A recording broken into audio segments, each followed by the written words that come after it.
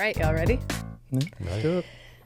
All right. Welcome to Season 1, Episode 1 of The Pitch Podcast, brought to you by Alexandria Soccer. I will be your host, Katie Brooks. Each episode will be diving into information about ASA programs, behind-the-scenes looks at how things work, soccer news, and more. First of all, shout out. Thank you to our new Access for All sponsor, the Jen Walker Real Estate Team, supporting scholarships for academy programming and more. Jen Walker and her team are focused on building and supporting their community. We are thrilled to partner with such an impactful and involved organization. Thank you, Jen Walker Real Estate Team. All right. We are kicking this whole thing off, this whole thing being this podcast, with our most comprehensive annual soccer experience, the Academy Program. With me today, I have Chris Arnold, Deputy Director of Academy and Futsal, Ryan Rich, our Academy Technical Director, and Adem Gokturk, Academy Director. I'll have each of them introduce themselves here shortly, and then we'll kind of get into some conversation. Before we start, I would also like to shout out Jonah Schumann, our Academy Registrar and Manager, who works hard behind the scenes. You will meet him on an upcoming episode about goalkeeping. DK Union. Yeah, shout out goalkeepers. All right, so our academy or travel soccer program, as it was perhaps historically known, was one of ASA's two original programs. So for our first 40 years of existence, from 1970 to about 2010, kids in Alexandria could play on their neighborhood recreational team or on a quote-unquote select team. So the select or travel soccer program was structured as a franchise model, which if you've been around the youth soccer world for a while, you might be familiar with, but essentially under this model, coaches, parents, etc., organized the teams and kind of managed every aspect of the team, including payment, field space, tournament registration, practices, etc., and just sort of were franchised under, in our experience, the ASA badge or, around the country, whatever youth soccer program was closest. So in 2011, our academy program at ASA transitioned to our present day structure, which means that ASA organizes and manages all aspects of the program, including the professionally licensed coaches that you all know and love and who are all part-time employees of ASA. So with that in mind, I'm going to let the professionals here tell you a little bit about the ASA Academy programming, and we'll get into it. So first off, Adam, introduce yourself. Tell us a little bit about the Academy program, who it's for, who plays in it, how many kids, how many teams. Wow. Whew. Katie, pleasure to be here. Really excited to be with my colleagues. Thank you for being here. I'm Adem Gokturk, and I am the Academy Director. I am going into my 5th year with the club. I've been in the soccer world for 10 plus years at this point. I also coach as well, coaching our U11 and U12 girls. Shout out the 2014 Girls Red and 2013 Girls Pre-NL. Yes.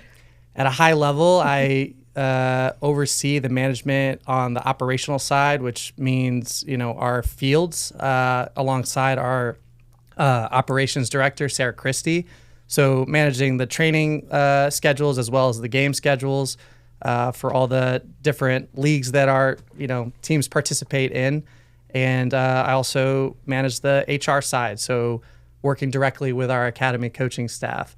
We have 50-ish coaches on our academy staff for our 79 teams. We're working with over 1,200 kids in the program. Wow.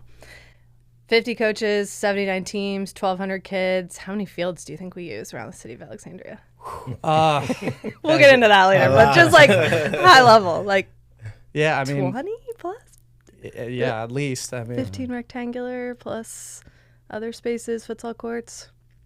All right. Different episodes. A lot of space. A lot of moving parts. All right. Thank you, RPCA. Grass and turf. Woo! Grass and turf fields across the city of Alexandria and beyond. Thanks, Adam. All right. Ryan, what do you do? Who are you? I'm Ryan Rich. I'm the technical director for the club. Maybe to hold this up a little bit more, but I've been with the club in total, I think, more than 10 years, 10, 11 years. Was actually back with Alexandria when Brenman was the worst grass field in Alexandria. Wow, and Yeah, it's yeah, all coach. just way and before it was turf. just got returfed. Returfed. You're Yeah, old. Wood that's- chips instead of rubber pellets. Right. Safe and cool. And Yeah. cool. Yeah. Temperature, So, cool. So it's a long time.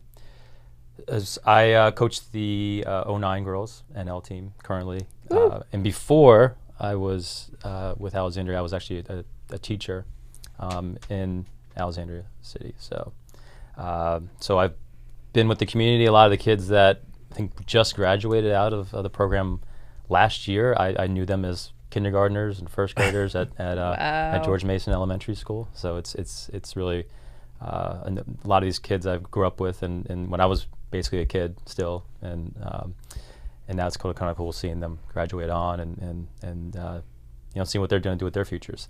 But my role, I work closely with Adam day to day with the coaches that more focused on what we're teaching, how we're teaching it, staying on top of the research, growing trends, and skill development, and making sure that we're incorporating that into what we're doing, having a unified approach of the content we're teaching, and across not only the academy program, but working with other programs like AGP, Grigor, the junior academy, making sure that there's a consistent message and content across all those programs. So that's a Futsal as well. Futsal, sorry, academy futsal. There you go. So it kind of permeates throughout all the different programs, and making sure that we're all on the same page, and that we're all working from the same playbook, so to speak. Yeah, that's great. Chris, before you go, I just want to pull out, I feel as if a theme that you will hear and that will come out as we continue to talk that you just kind of touched on is this is a very comprehensive program in that it's almost annual, right? We have a little bit of summer months off.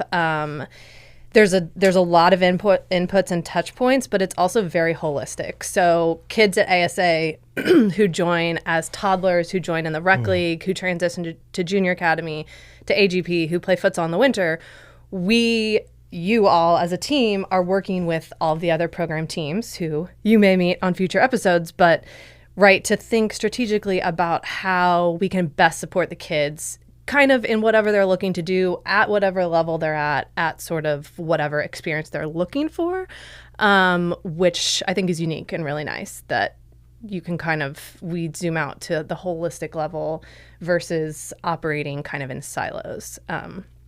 So Chris is going to introduce himself, tell us what you do, and then I want you to give us bird's eye view, zoom out, high level, what, we keep saying, and we've said it 4 times, this is a comprehensive program. What does planning for a year-round program look like?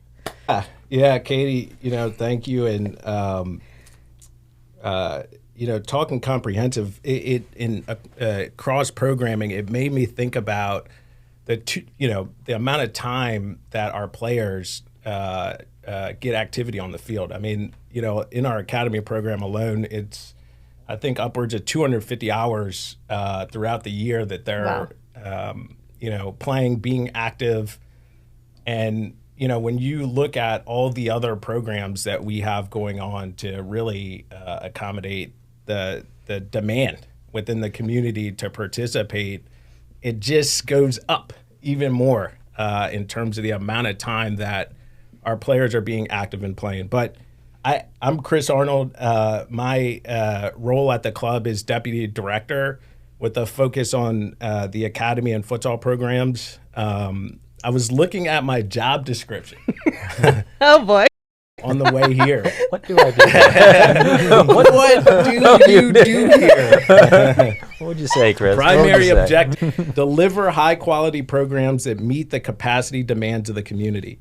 Achieve the club's ultimate outcomes, with those being improved health and well-being of every ASA player, and ASA contributes to a thriving community.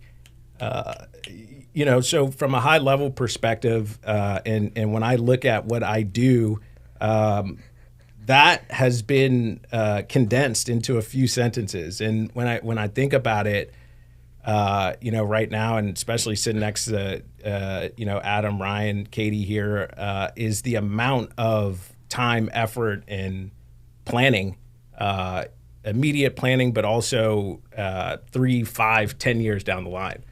And that's what I, typically what I'm thinking about on a daily basis of how we can execute, and deliver the program at a high level.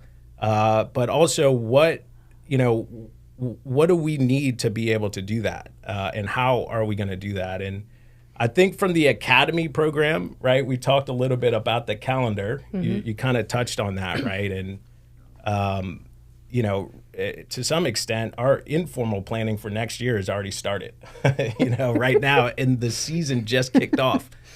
The academy season typically runs August to the end of June. And really the way that we try to lay it out is during the winter, late winter or mid-winter, we start thinking about our coaches, right? And, what we need to do to start planning for next year and who's going to stay, what groups they're going to coach with, and that's just one part. How that's going to fit into the schedule, that comes a little bit later.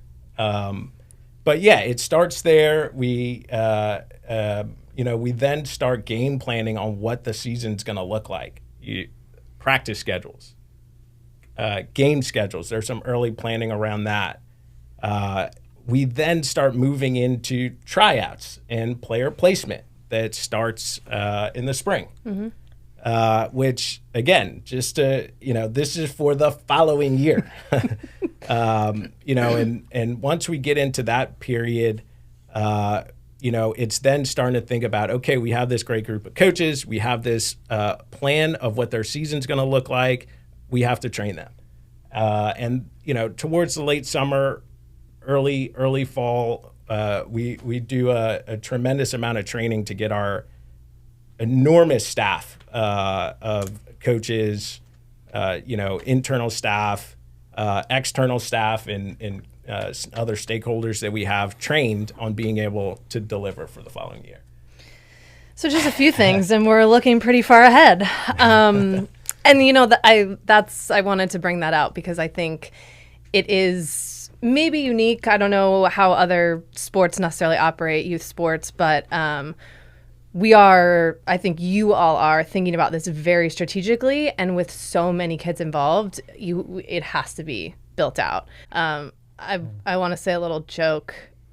Once we get to tryout season in the spring, Chris usually starts saying, well, summer's over, and he's already thinking ahead. He's thinking about the season. We've forgotten that there's about to be a summer break, and we're going to try and relax. It was really because it's about to start getting cold, and I hate cool weather. That's true. Okay, I want to take it back. I want to pull out a couple of things. In the last maybe 2 years, we've done this for both academy soccer and academy futsal. We've transitioned to a player placement process. Maybe Ryan, start us off, and then you all can jump in. Can you tell us a little bit, what does player placement mean, and why did we decide to move to that versus the standard historical sort of tryout? Yeah, I think the reality is with the current players that we have, we get to see them and know them from basically now until the end of the spring season, which culminates in usually Memorial Day weekend for most teams. So we get to know these kids very well, and get to know their strengths, the areas for improvement across the whole year. So I think one thing that's kind of is maybe not communicated as much is that that we're getting to know them. It's sort of like a trial process across the whole year, and the amount of knowledge that we're gaining for these players. And we also want to create less anxiety around the whole process. So having something where it's players are showing up and they're having to put tryout numbers on, and creating that atmosphere where it's it's maybe kind of unnecessary because we know those players very well, and then trying to, and this is something we did last year, is inviting players from externally to come and attend some team training sessions so that we get to know them in a team environment and how they fit into with some of the content that we're teaching. And so that way we're not making snap judgments about our current players, but also players from outside the club. So it's a little bit of change versus the traditional tryouts. We're kind of just a mass of players show up to a field, and it's quite honestly really difficult to evaluate any player in that type of environment. But I think that's what we're trying to move towards. We're trying to be more thoughtful about how we do things and try to make the best decisions possible. And that starts now, and how we get to know the players. And well, I'm not sure if we'll get in right now, but that some of these initiatives that we're introducing starting this week. But trying to get as many touch points with the players so that we really have a good handle on what on the tryout process, and so that's but yeah, ultimately I think all is just trying to make it a better process for everybody involved. It's also think about the development process of a player in our sport. I mean, it's a gradual process, and you mentioned it earlier. We have, and we were talking before we started, I mean, Ryan is a teacher, right? There's players who who have been interacting with our program since, some of them since they were literally 2-3 years old. Yeah. So we know them. We know them, and they're 90 minutes on the field. In their process of developing. I think part of what we try to do with that player placement process is really respect that process. Like, we want to say, hey, we're observing your player over the course of X amount of time, not just for 6 hours during a tryout period. It's a fairness to the player. The coordination, though, is just to add on to what you're saying. Ryan and our staff have to get our coaches, 50-plus coaches, all on the same page about this process, right? Which, takes time, takes energy, takes a lot of communication. I would just ask, how did that process go, this past year?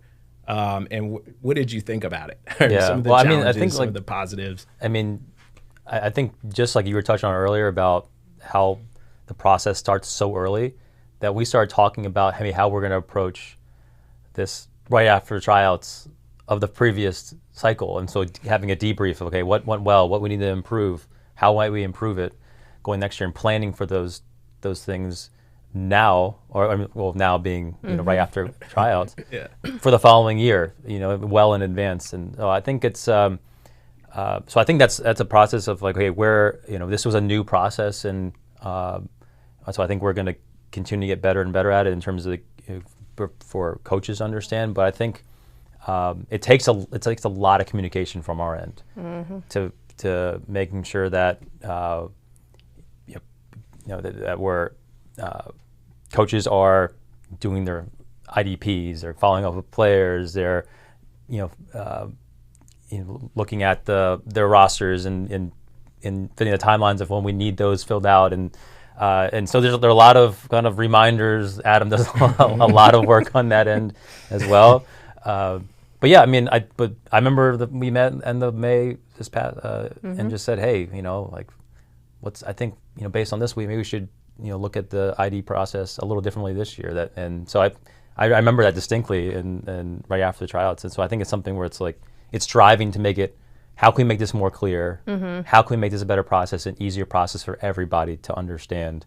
Because I think that's like I said before, there's a lot of anxiety that goes around that process. And if we can mitigate that as much as possible, I think that's what we're trying to ultimately do. Yeah. That makes a lot of sense. And so as we kind of think about, our planning cycle and where we are in this conversation, you all start thinking about it a year out, right? We have this player placement process. We are educating and working with the coaches to build rosters. We are then inviting kids to teams and getting them registered, which if you are outside the youth soccer world, you might not know. You might not even know if you're in the youth soccer world. It's not that simple. We need birth certificates. We need headshots. Everything has to be uploaded to the state of Virginia, VYSA, our governing body. You have to register. Parents have to register in our system. So it getting 1,200 individual kids registered to play by August 15th is actually a pretty big lift. Yeah, and I think, Adam, you can, jump in here, but from my standpoint, right, like what you just said takes it takes an incredible amount of, skill. You have to have people knowledgeable about the registration process. But, again, since 2011, when we professionalized the academy program, things have changed. I mean, we've grown quite a bit, and we've spent a lot of time to sort of organize ourselves, our team, our academy team, to be able to, efficiently and effectively, as best as we can, and always with an eye on how can we improve this process, but to get all those players registered on time to be able to play. Jonah is a huge part of that. It's part of his role here within our academy team, with player registrations, financial aid, which is maybe another topic, but a huge part of our program. But yeah, I mean, our team does that. Adam, I know that you spend a lot of time day to day with that process as well. I'd be interested to hear how your experiences go with that too. And as you get that going, I know also in the summer you start to think about schedules. So maybe like you're communicating, we're roster building, we're getting kids registered, and you start, how does scheduling fall into that? And as you get going to kick off practices. Honestly, the scheduling part has gotten easier each year, which has been really nice. I think He's a wizard. Well, I think part of it also has been kind of the adjustments we've been making to the training structures, specific to making sure that we are having an age group centric environment. And specifically with the older teams, that has always been a challenge because, 11v11 teams have larger rosters, more players, means they need more field space. And, ultimately we've been able to adjust, and I'll use an example this year. I think our U13 and U14 boys that have 5 or 6 teams in the age group, we utilize Witter where they're across Witter 1 and Witter 2 where they're not necessarily fully integrated, but they are because all the coaching staff are there, and we're able to have that connection which we haven't always been able to have. And I think part of that has to do with some of the changes Ryan has made on the technical side to our training environment. But yeah, I mean, speaking to the registration piece, I mean, it's the same thing with families and coaches. It's a lot of communication and making sure they understand, because I mean, you have to teach some of these, families, they're using a system that they may have never used before, and that's challenging. And we're here to help that, and the financial aid is another thing, and something that I really love about this club is we're going to find a way to get you to play. It doesn't matter what your, financial background is, right? And that's how it should be. But yeah, I mean, yeah. I have a question. So I love to hear that scheduling has gotten easier overall. We're getting, we're streamlining things. I think practice and game schedules are also specific entities. Just for the world, I just want to list off really fast what variables go into a practice schedule though. We have coach availability, we have grass versus turf, we have age, we have number of teams in the age group, which you just gave a good example of.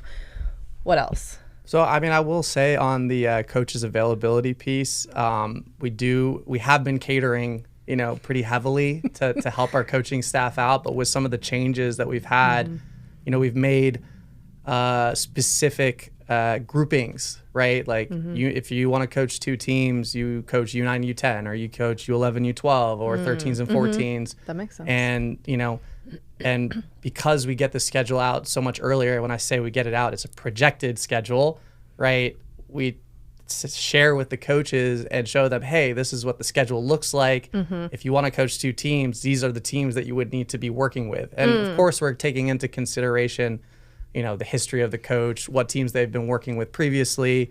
I will say that because of how early we start the staffing process, I've gotten emails from families saying, wow, I really love this coach, and I know like all the families on this team really love this coach, but it comes in May or June.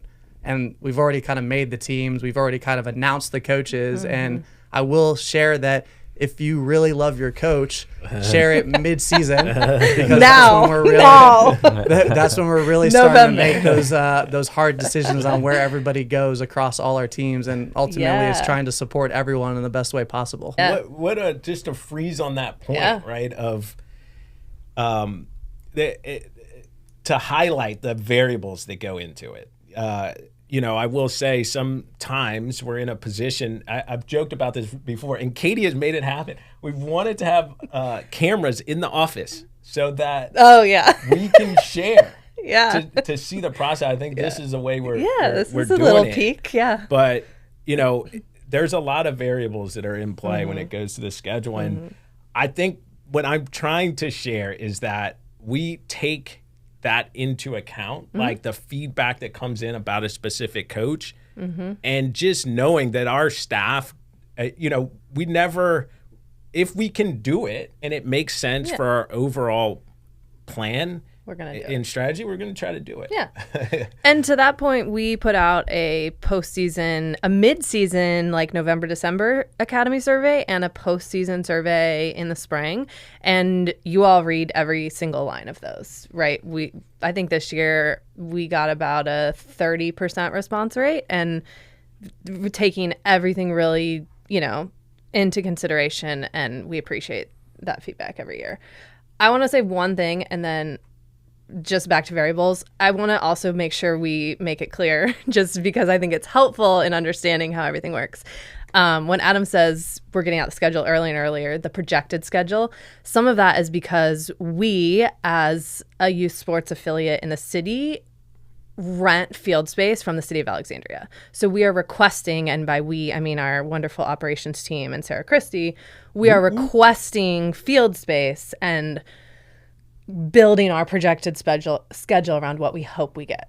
So there are always also variables that we can't control. Right. Yeah. A lot of so it's based on historical use, and I will add that I tried building out the schedule with ChatGPT and put all the variables and our permits in, and it could not handle it. And I'm glad that I have a job for at least 5 more years. Your job is safe. Thank God. But we look on the city. We obviously enjoy the ability to be a close partner with the city. Literally, and like we share a space. So it's sometimes, I mean, the same way we have variables, imagine the variables that our affiliate partner that we have, right? That but we spend a lot of time, Tommy, Sarah, a lot of our staff, some of our parents as part of the parent advisory committee spend a lot of time advocating and also sharing information about our program with, the city or other stakeholders, so they know that what we're doing and what our goals are as an organization and as a program. Yeah, absolutely. So we've built the teams, kids are rostered, we've helped them get registered, we've got a projected schedule, our coaches are on board. Right before the season kicks off, something we did over the course of 2 weekends this year was coach training. Brian, tell us a little bit about what the training included. I know you also do some trainings throughout the season. Can you touch on those and the kind of topics? Because our coaches are our biggest asset. They spend 250 hours on the field with the kids every year. And so ensuring we support them as best we can and teach them and train them is important to us. So talk about that. Yeah. So this past August, so we had 2 touch points with the coaches.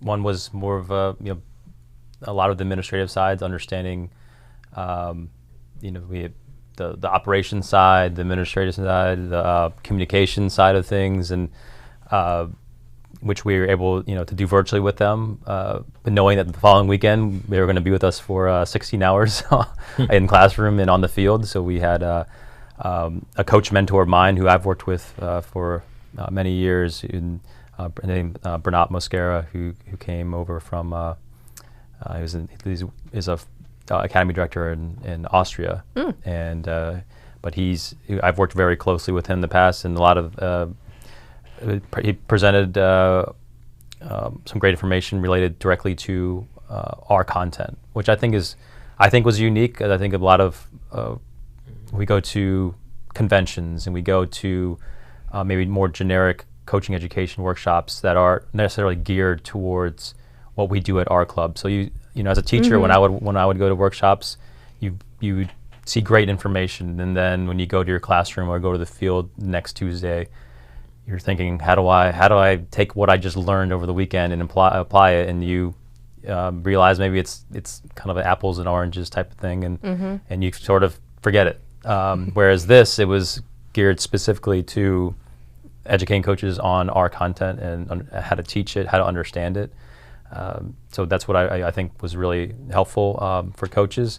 But I think the reality too is that, you know, a one weekend, it's a lot to download in that time.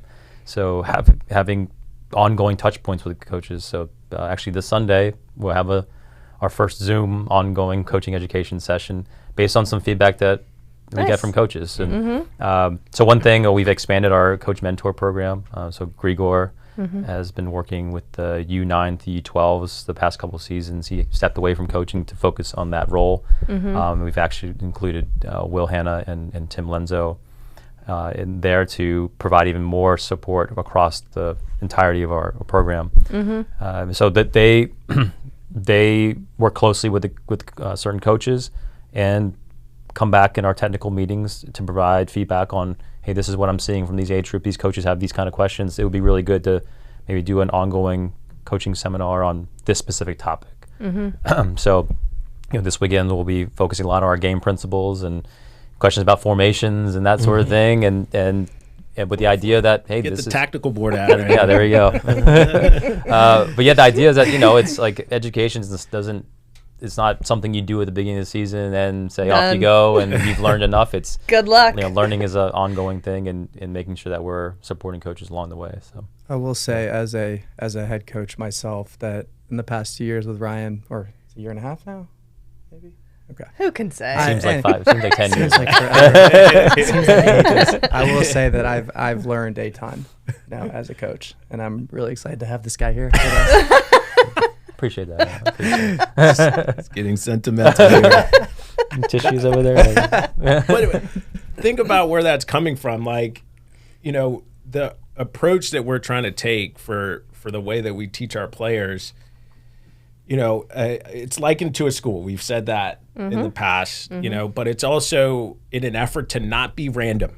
You know, we want to have a clear, you know, and Ryan can speak on this more, but clear principles. There's a almost like a guiding light, right, for our coaches, so that everybody's contributing to the process. You know, if you look at junior academy with the 7 and 8 year olds in Grigor and you know, the things that he's done with that program to help bridge those players transitioning into the academy program, what they're learning there, it helps to set those players and the coaches up so that when those players transition into that next age group, you know, that coach who's taking those players, you know, he knows what they've learned. And it helps to, you know, that player's development process, age group to age group, you know, in that whole journey of, you know, junior academy, U9, all the way through to U19,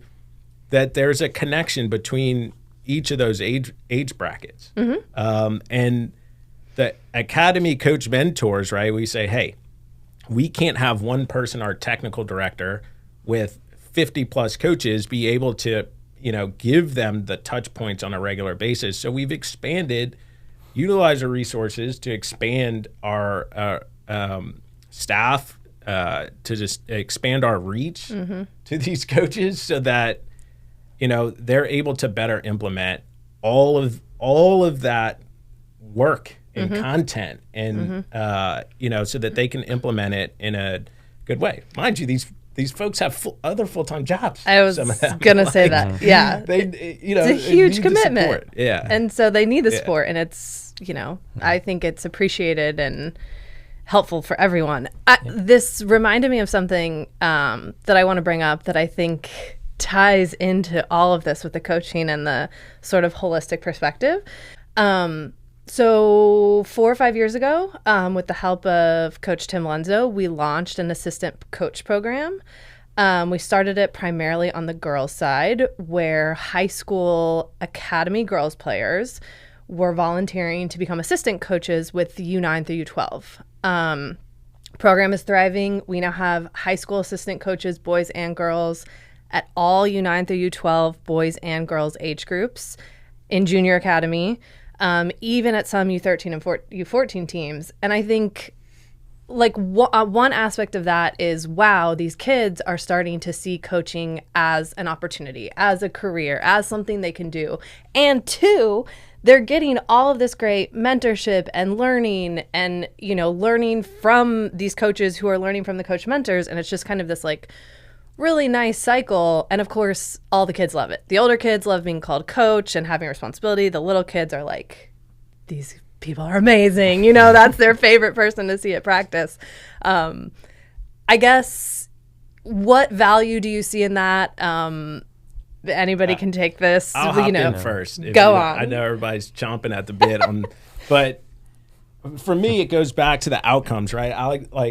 One of our outcomes, Alexandria is a thriving community because of ASA. So when I think of that program, that's what's pushing it forward. It doesn't just drop out of the sky, So the work that we've put into from on the club wide, but then it trickles down to the programs of what's pushing us forward.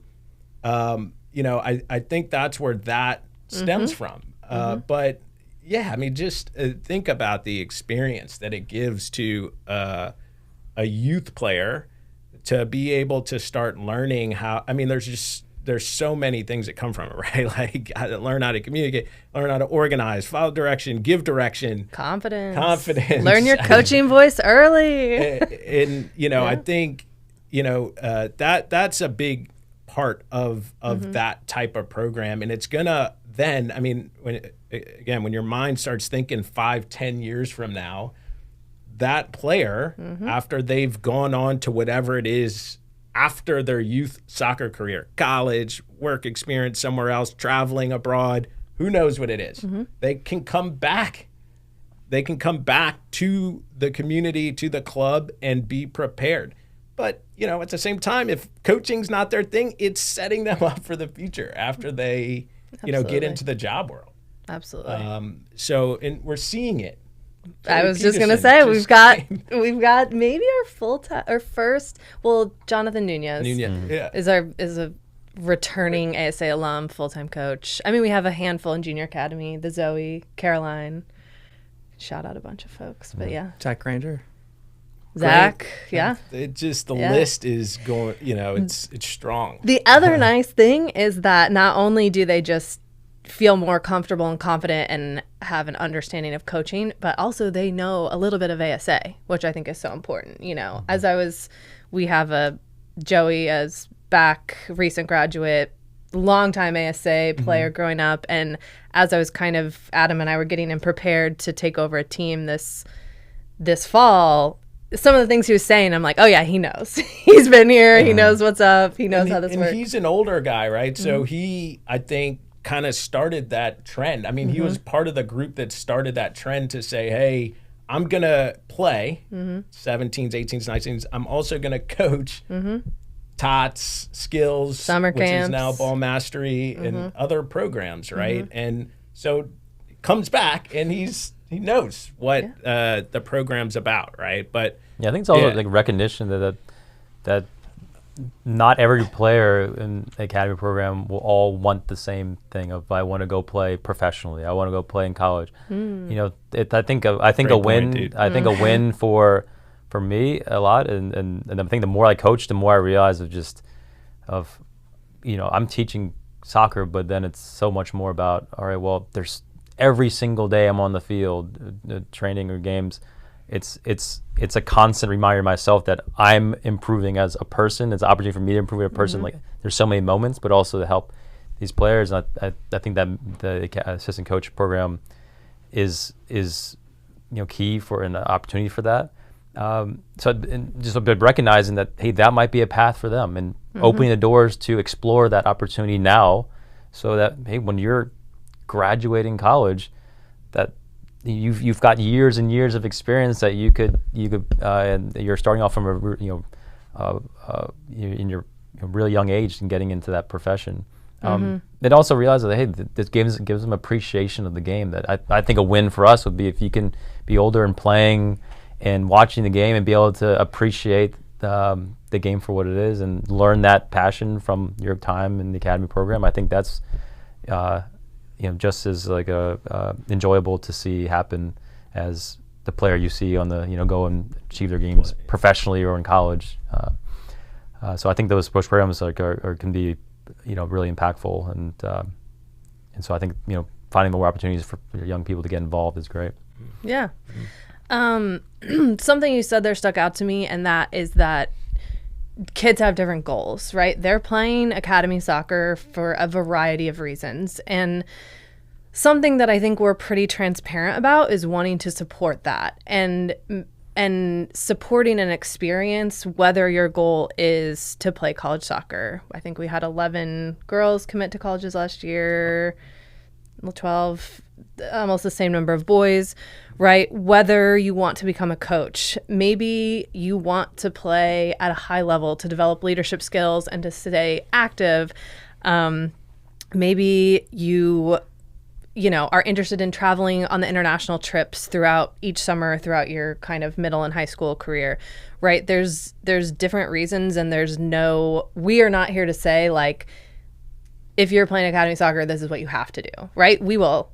If you are not interested in any of the experience, or you're kind of like, I'd rather, play with my high school rec team or whatnot. I only want to practice once a week. I really love this.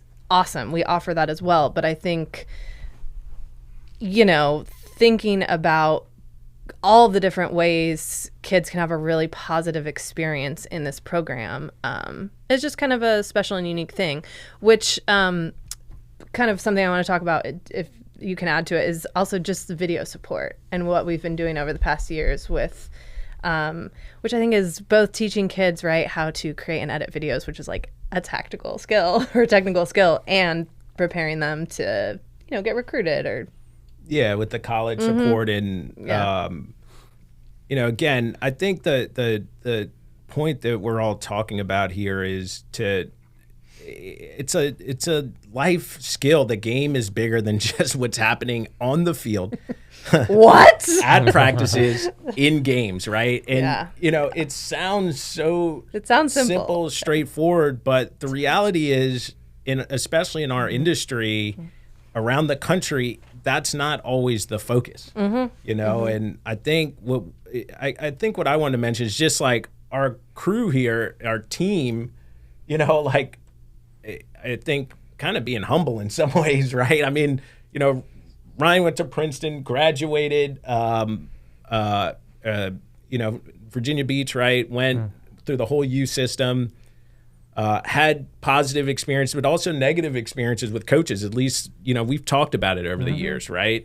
I know Adam is from this area and has had a ton of experiences, played Division I soccer, great, awesome. We all did, actually, right? But I think that we're able to say, hey, that, like, putting it into perspective, that wasn't necessarily like the ultimate goal. I mean, I think in some ways you're kind of, there's luck involved. There's many different things. So now that we're in the positions that we're in, we want to be able to, help our players and families see beyond just that track. Yeah. There are, there's more. The other thing is, we've traveled around the world, or we've had an enormous amount of experiences around the game that didn't have to do with playing the game.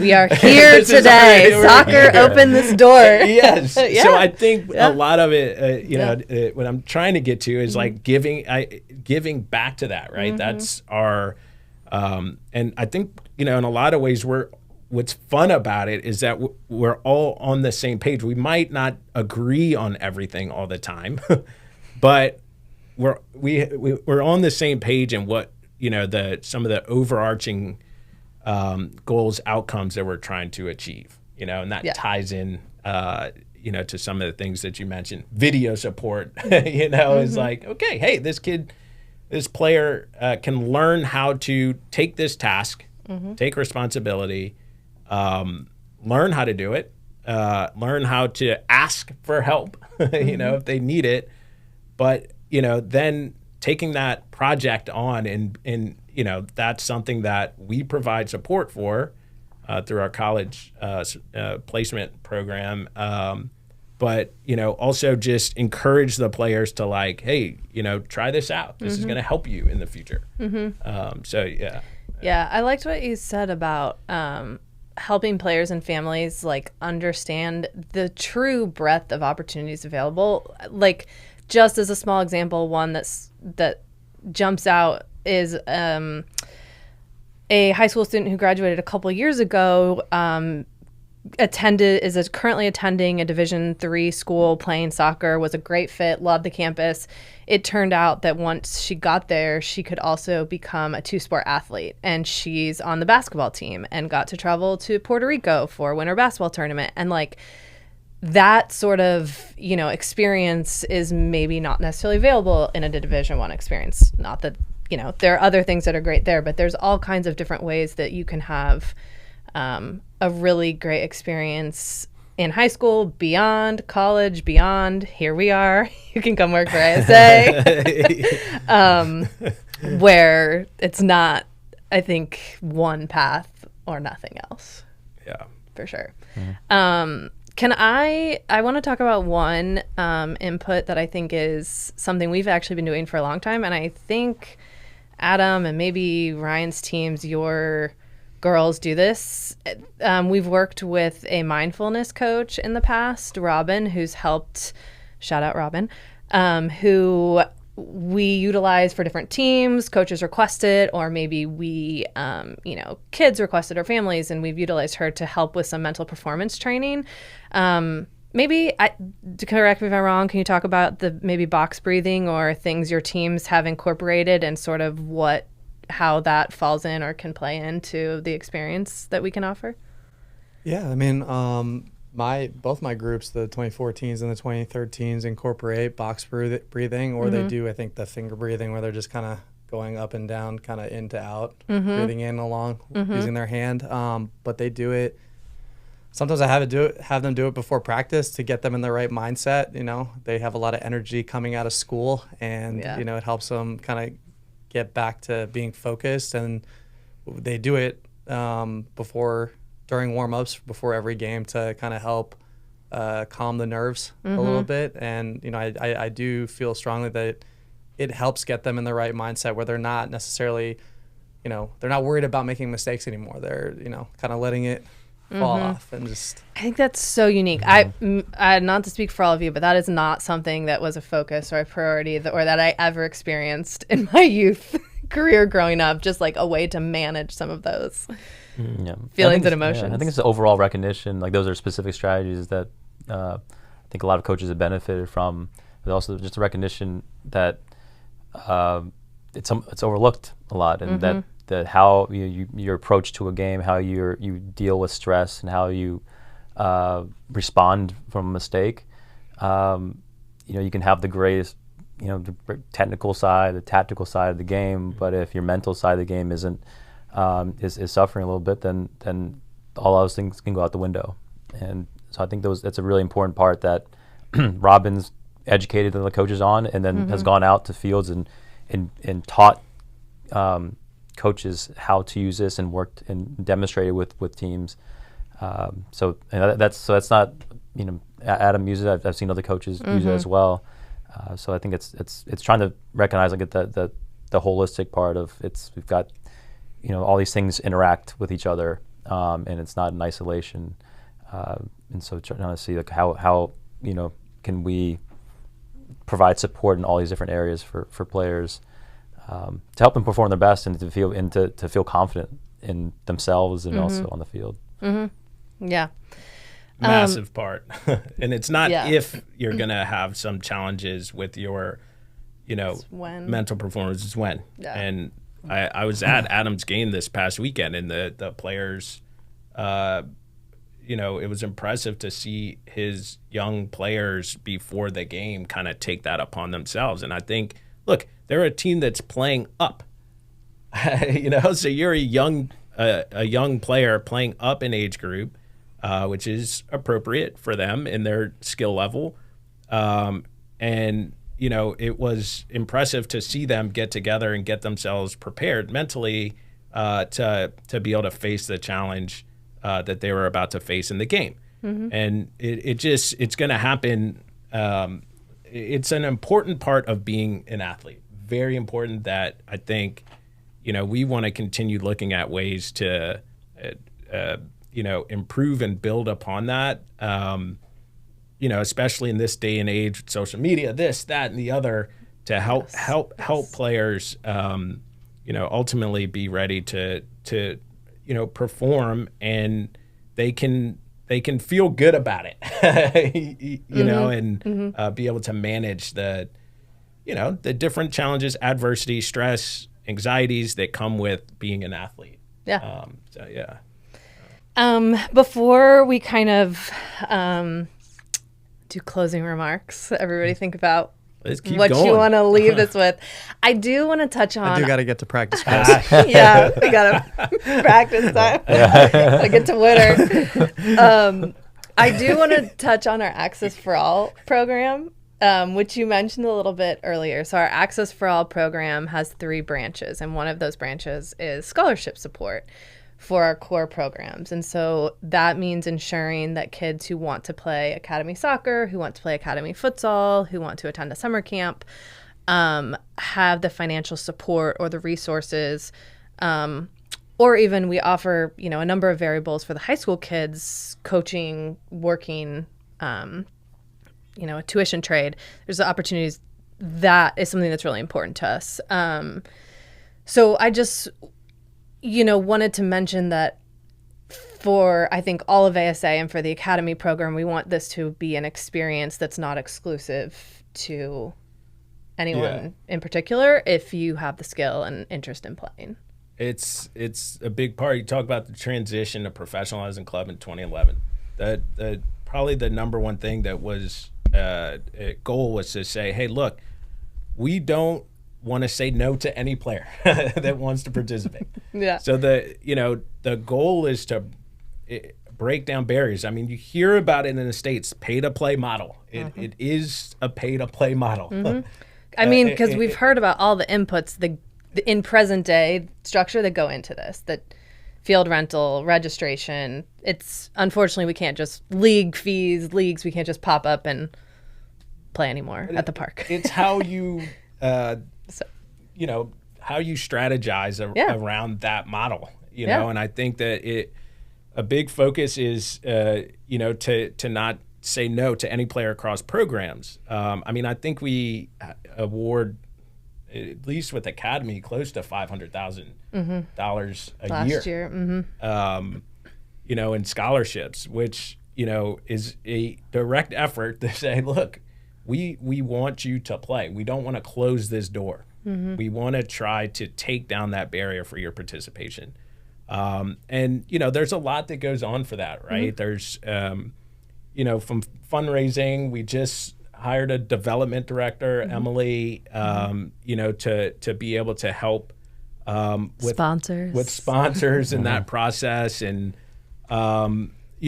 continuing to try to find ways that we can continue to not say no to players who do want to play. There's a lot more travel for some of our teams now that require flights and various things that it can provide a challenge. you know, and look, you talked about working opportunities. I mean, one of the things that we try to do, especially with our, you know, high school age kids, is to have them work through a referee program, junior academy, summer camps. You know, there's times at our rec soccer fest and the site coordinators on Saturdays for our recreational league games, giving back and not giving back, but participating alongside our recreational program, which is, it's not like a common thing, you know, for youth soccer programs, rec and academy programs to get along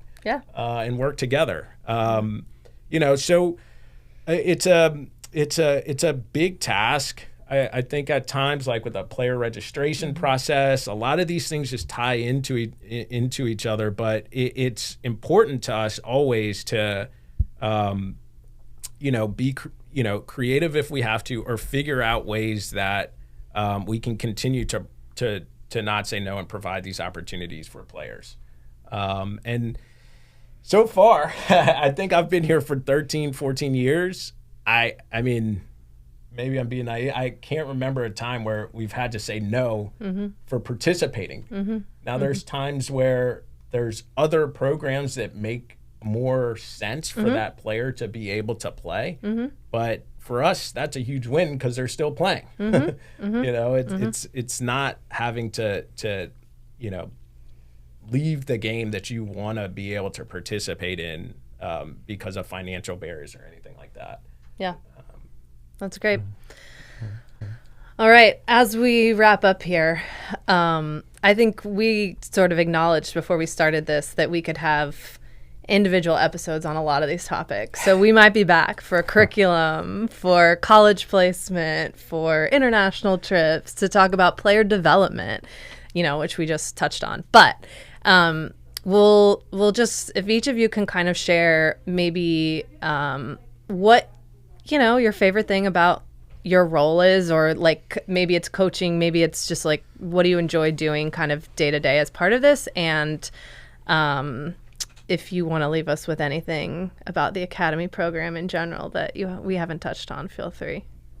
Ryan, we'll start with you. Yeah. All right. We'll go around. I think I'll end with what I started with in terms of I mean, it's really seeing the players grow within the program, seeing them out in the community, and really grow as people through their experience in Alexandria soccer, and more specifically the academy program, and then ultimately like see them come back, you know, and then this is in them recognize you and be able to say, oh yes, I remember this time, remember this, and just seeing how they're, you know, living their lives and contributing to society, and maybe just a little bit have a little part of that, of who they are, and I think that's really rewarding. And I, as in my role as the technical coach, I love the teaching process, and I love like understanding and getting better of how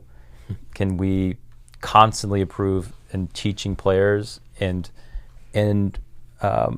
trying to take in from as many different sources to improve that process. So I mean, I go on a walk every morning, and I think every podcast I listen to is skill development. It's even this one. Yeah. This will be the next one on the list. Yeah. So it's you're right. And so it's like always just. So it's great to be able to say this is something I would just normally listen to, but then be able to integrate that into what I do every day. I think it's really rewarding. Well, Ryan has opened up a different way for many people, including myself, to think about the game. Yeah. To think about teaching.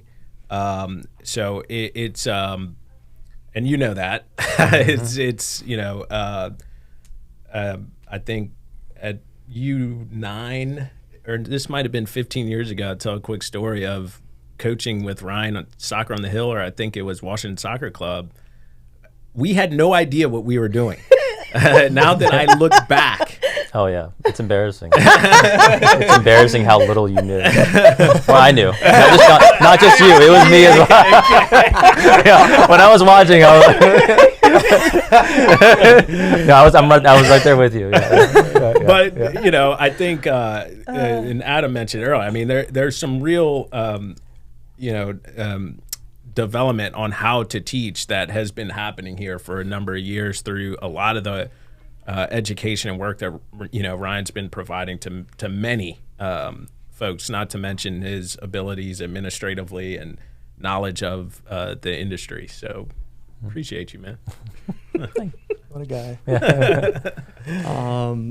I mean, closing remarks. Wow. So I would say what I've always appreciated about this club is the community sense that I feel and the support that we all have for each other here. And it can be a grind at times, and ultimately when you step on the pitch, you're like, okay, you're reminded about why you do this. And ultimately, having been through the youth soccer process myself in this area, I have had a number of quality experiences, and why I do this is to create those same experiences for the players that I'm able to impact now, and hopefully even better experiences than what I had.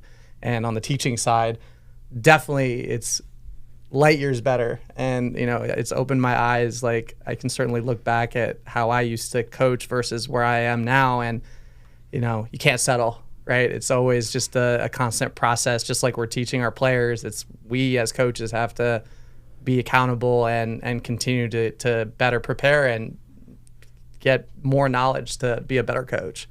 But yeah, no, I appreciate being here and appreciate you guys.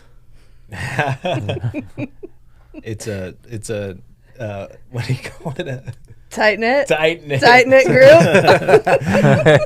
Yeah, this is about how close. If you're watching on YouTube, we are sitting about a foot and a half from each other. This is about what our office is like too.